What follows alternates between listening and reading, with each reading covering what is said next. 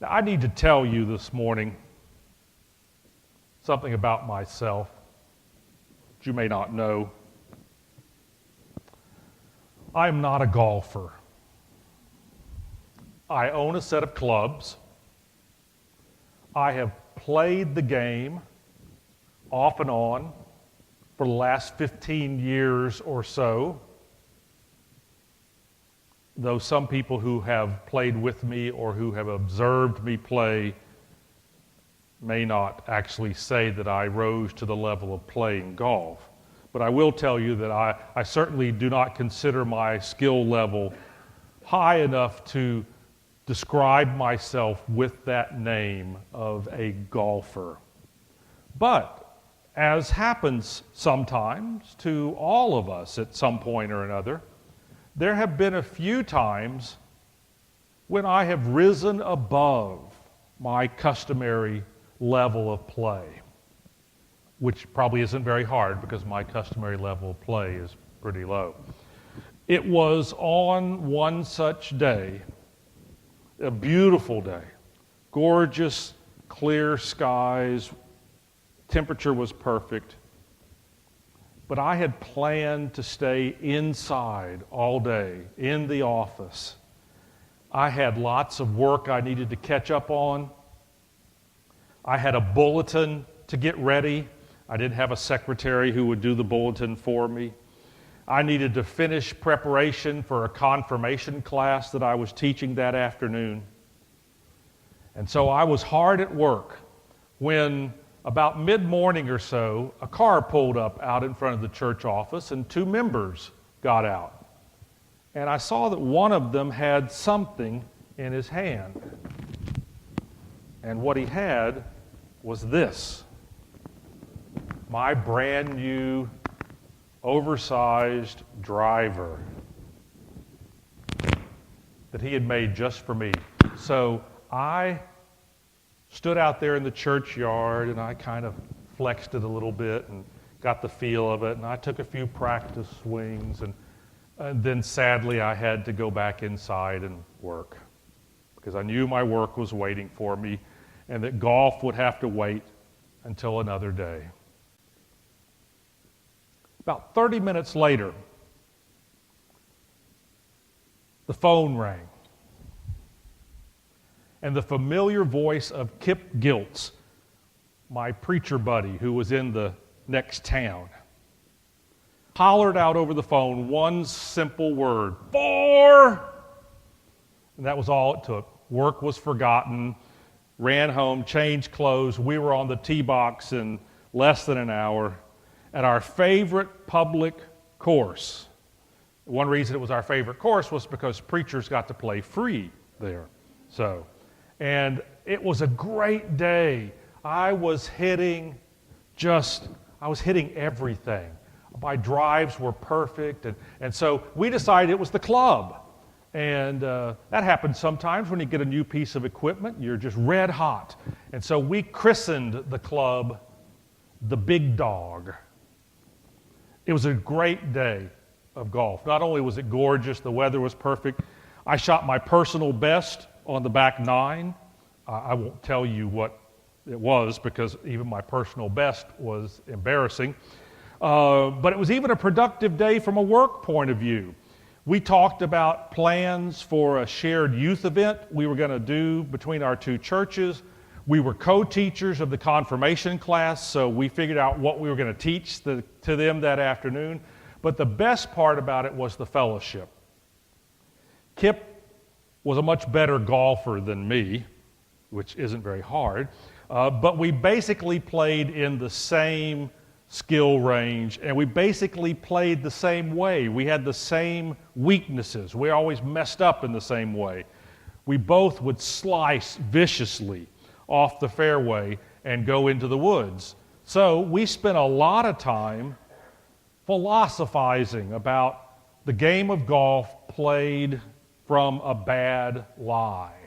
When you're in the woods, what do? Do you play it safe? Do you get a nice, safe club and just hit it out of the woods onto the fairway, sacrifice one of your strokes? Or do you do what I do, which was, I can see the flag. Yeah, I have to go through about 100 trees to get there, but I might make it. And so that was usually how I played. And usually the ball would hit a tree and it would go off even deeper into the woods and I'd be worse off than I had been. But we talked a lot about that.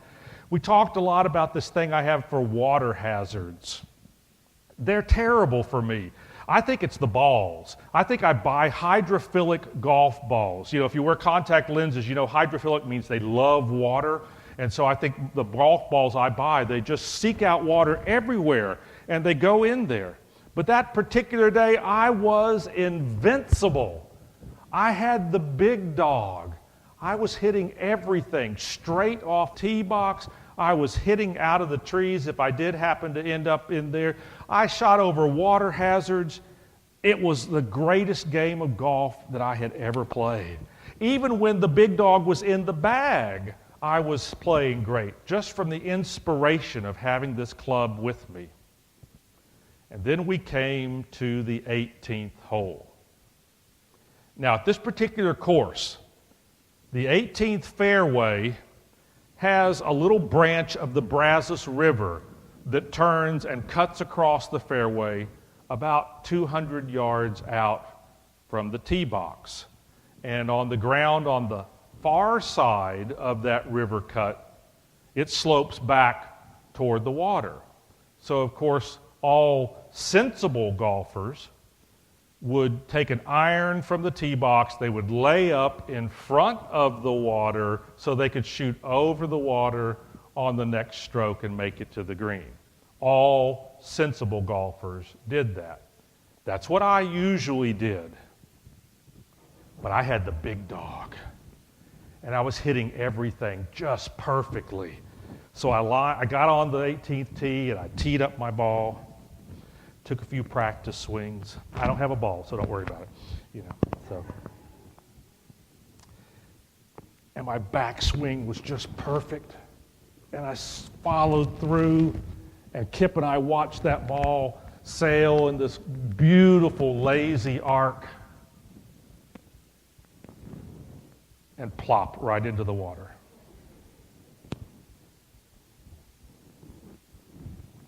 It was a defining moment for me. It defined me as a not very good golfer. It reminded me of the truth that even if I had a magical club, I still wasn't any good at the game of golf, and that I could just deal with that. You know, we all have defining moments like that. Moments that reveal to us and to others who we are, what we're made out of. And they not only define us, but they, to a large extent, determine what we are and what we will become. Some of these moments are absurd, like me and the big dog trying to drive over the water on the 18th tee. But some of them are truly life-changing moments. I'll put the big dog right there in case I need it again. In the book of Acts, we're told about one such moment. One day, the apostle Philip gets a message from God, and God tells him to go out onto the desert road between Jerusalem and Gaza. He doesn't tell him what he's going to do out there. He doesn't tell him what to expect. He just says, go out on the desert road between Jerusalem and Gaza. And Philip does what God tells him to do. Well, it just so happens that on that road there is also a very important and very influential official from the court of the Queen of Ethiopia. This man is wealthy, he is powerful, he is the Queen's advisor and right-hand man. He is dressed elegantly, and he is riding in a beautiful chariot and has an entourage with him. But unlikely as it may seem, this wealthy, powerful Ethiopian man is reading the prophet Isaiah. and he reads this passage. Like a sheep, he was led to the slaughter, and like a lamb silent before its shearers, so he does not open his mouth. Well, Philip catches up with the chariot, and he sees the man reading the book of Isaiah, and I guess he sees that he has a puzzled look on his face, and he says, "Do you understand what you're reading?" And the Ethiopian says, "I'm clueless. I have no idea what this means, who this refers to. I need someone to explain it to me." And suddenly the little light bulb goes on in Philip's head. "Oh, that's why you wanted me to come out here, Lord." And so Philip says, "May I join you in the chariot?" The man says, "Come on." So Philip hops into the chariot, and they go on down the road. And Philip explains to him what Isaiah was talking about. He witnesses to the gospel. He preaches and teaches the man all about the life and teaching of Jesus. He talks about the crucifixion of Jesus. He talks about his resurrection from the dead. And they travel on for a long time while Philip is preaching the gospel to him. And the whole time, the Ethiopian man is just listening. He doesn't say a word. But evidently, the Spirit of the Lord is working in his heart the whole time, because they pass by an oasis out there in the desert, and the Ethiopian calls his chariot to a halt, and he says to Philip, "Look, there is water. What's to keep me from being baptized right here, right now?" And so he was. And we're told in the book of Acts that he went on his way rejoicing. It was a defining moment, not so much for Philip, but for this Ethiopian official. From that moment on, he would never be the same again. That single moment defined who he is and who he will become. We never hear anything else about him in the book of Acts. But I'm sure that if we did, we would find out that he grew into a faithful and powerful disciple, and that he made a real difference through his faith there in the court of the Ethiopian queen. It was a defining moment for him. Well, I started out this morning talking about golf. And I need to confess to you that I stole my title for my sermon this morning, Defining Moments, from one of my favorite movies, a movie called Tin Cup. And if any of you have ever seen that movie, you know that not only defining moments comes from that, but things like the big dog and other expressions, grip it and rip it, let the big dog eat, all of those. It's a kind of a schmaltzy golf movie and romantic comedy. It starred Kevin Costner, and he was a very talented but washed-up golfer named Roy McIlroy. Roy had been great in college. He could have gone on and played on the PGA Tour and been very successful, but he kept making bad decisions. And so instead, he finds himself working at a rundown, almost abandoned driving range out in the middle of nowhere in West Texas. But Roy has a theory about golf, and he has a theory about life. He says there are moments that define who we are. Moments on the golf course and moments in life. And Roy preaches his message to everyone he meets. And he says there are these defining moments when you're faced with a choice. And he uses golf language to describe it because that's what he is. He's a golfer. He says you can either lay up or you can go for the green. He said you can either hit that surefire 7-iron shot that you make all the time, or you can pull the big dog out of the bag and you can go for it. Roy's basic philosophy is you can play it safe or you can take some risks. When we face major choices in our lives where the stakes are high, those are defining moments for us. Roy is an amazing man because after having messed up his whole life, he finally decides he's going to pursue his dream. And so he qualifies for the U.S. Open. And he takes the lead in the U.S. Open. And he takes that lead all the way into the 18th hole on the final round, where he loses because he refused to play it safe and lay up. He said he had to be true to his philosophy. He had to be true to what he understood about life, and that was that you have to take risk. The scene is amazing. Even if you're not a very good golfer, it's inspiring. He takes this shot over and over again, and every time the same thing happens. It reminds me of my time out there at the Brazos River, except I didn't make it over the water. He gets over the water, and he lands on the green, and the ball rolls back into the water hazard.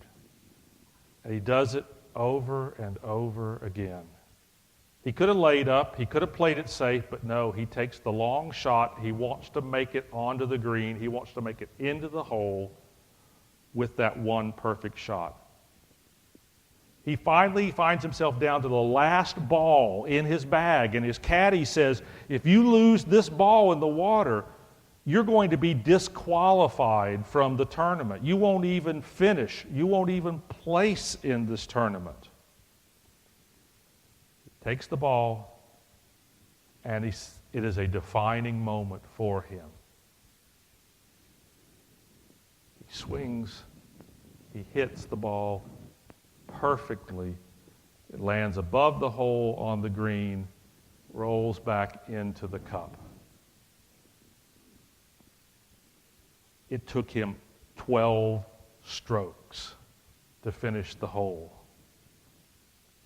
But the point is that he won something that was much more important than the golf tournament. He wins the girl because it's a romantic comedy, but that's not the only thing he wins. He wins a victory over life because he was willing to take the risk. Now, like I said, it's a schmaltzy romantic comedy about golf. It's a Kevin Costner movie. What am I supposed to say, you know? But there is great truth in that final scene, and it is a truth that can speak to us today. Because that's what defining moments do to us. They force us to make a choice. Are we going to play it safe, or are we going to take some risk? The Ethiopian official could have played it safe. He could have taken the easy way. He could have listened to Philip and then said, thank you very much, Mr. Apostle. I believe this is your stop. If you'll exit the chariot to the right, I'd like to continue on my way. But instead, he does what is just unheard of. He says, I not only believe what you're telling me, but I want to be baptized into this faith. I want to be a Christian believer. He could have played it safe. He was a powerful man already. He was wealthy. He was influential. He was respected by all of his people and trusted by his queen. If he had just played it safe, his life would have continued on and been perfectly fine. But he chose to take the risk. He ignored what his culture thought was the truth, what they thought was the truth about God and religion, and he chooses to follow the one named Jesus, regardless of the risk. That's what defining moments do. They force us to make a choice, and we face them every day. Most of them aren't of the magnitude that the Ethiopian faced. Am I going to believe in Jesus or not? Most of them are not even of the magnitude that Roy McAvoy faced. Am I going to win the U.S. Open or not? But each day, we make choices that make us who we are, that define who we are as Christians, and also that define how everybody else views us as Christians, as followers of Christ. Now, I haven't been here very long, but I think that this congregation is at a defining moment in its life. It would be real easy to just play it safe, do it the way you've always done it. You got a nice big comfortable endowment, you got a beautiful sanctuary, you know how to do church. It would be very easy to just play it safe and lay up and just keep on doing what you do. But that's not what God is calling you to do. God is calling you to face your defining moment and boldly do something risky. Follow God's lead and become a true spiritual force in this community, not just a church that was once great. But it's up to you. You have to decide. The preacher can't do it for you. Are you going to play it safe and lay up, or will you risk it all and go for the green? Will you settle for the safe and comfortable and familiar possibilities that you can see from the pews? Or are you going to become the church that God knows that you can be? You know what time it is, Paul says, how it is now the moment for you to wake from sleep. For salvation is nearer to us now than when we became believers. The night is far gone, the day is near. Let us then lay aside the works of darkness and put on the armor of light. This is the moment. How will you and how will this church be defined? To God be the glory forever and ever. Amen.